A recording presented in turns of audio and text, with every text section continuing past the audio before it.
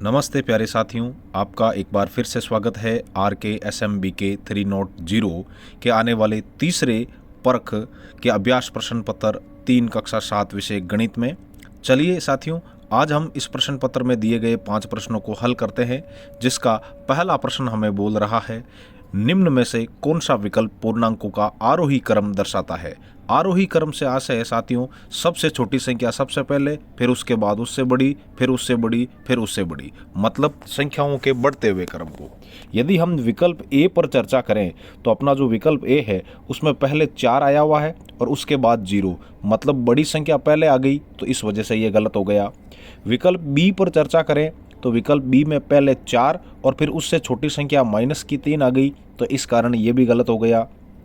विकल्प सी, जिसमें हमें पहले -3 दिया हुआ है, फिर उसके बाद -2, फिर उससे बड़ी संख्या 0 और फिर उससे बड़ी संख्या 4, तो कहने का मतलब ये जो क्रम है वो संख्याओं के बढ़ते हुए क्रम को दिखा रहा है, तो यही अपना यहाँ सही विकल्प है। दूसरे प्रश्न में साथियों हमें विस्तार रूप में एक संख्या दी गई है। ऐसा जब कभी भी प्रश्न पूछे तो हमें पहले इकाई, फिर दहाई, उसके बाद सैकड़ा, फिर उसके बाद 1000 और उसके बाद 10,000 लिख करके और पहले से ही तैयार रखना चाहिए।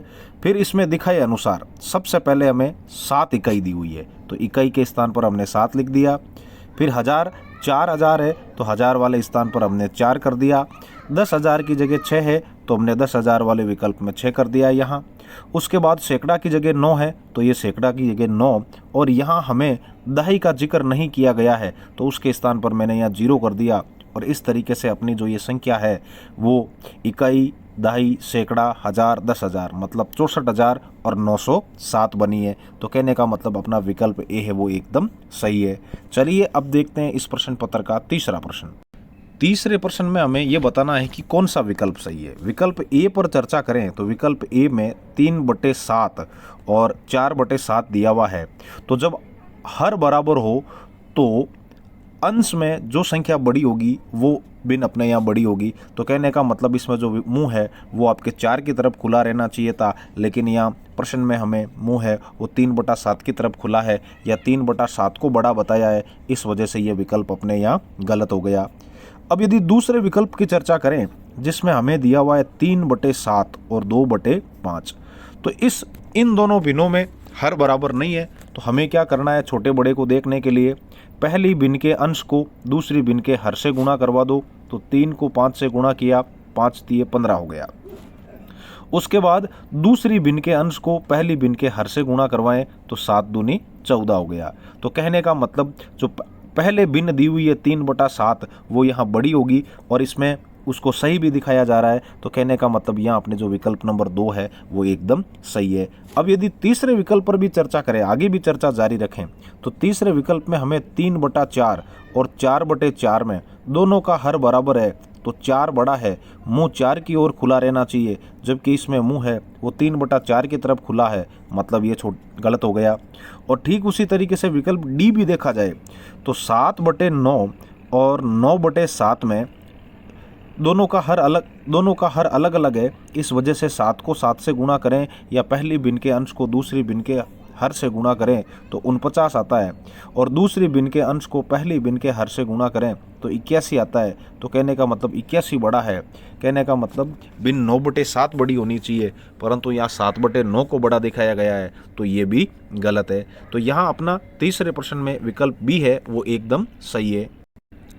अब देखिए इसी प्रश्न पत्र का चौथा प्रश्न, संख्या पैटर्न दिया गया है हमें, जिसमें 17 के बाद 34 है साथियों।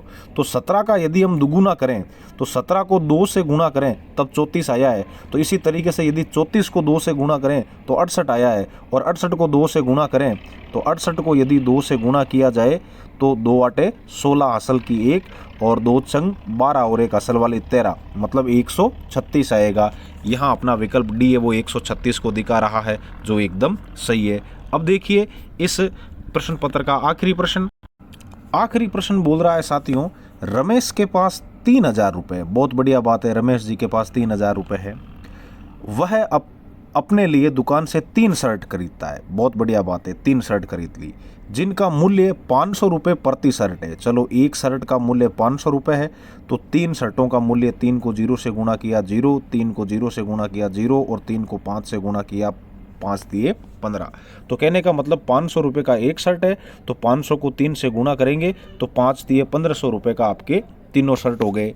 और फिर 1200 रुपये में 1200 रुपये की वो एक पैंट भी खरीदते हैं।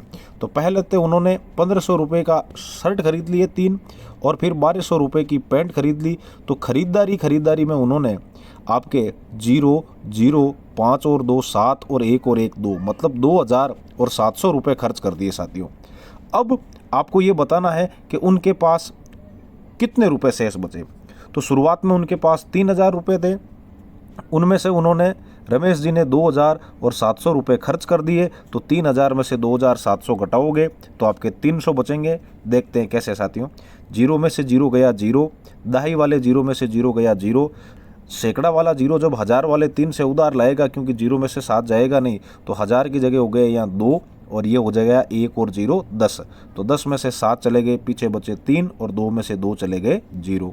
तो यहाँ 300 रुपये शेष बचेंगे जो कि विकल्प नंबर 1 में दिया हुआ है। उम्मीद है आपको यह अभ्यास प्रश्न पत्र अच्छे तरीके से समझ में आया होगा। तो फिर मिलते हैं अगले अभ्यास पत्र में, तब तक के लिए जय हिंद, राम राम साथियों।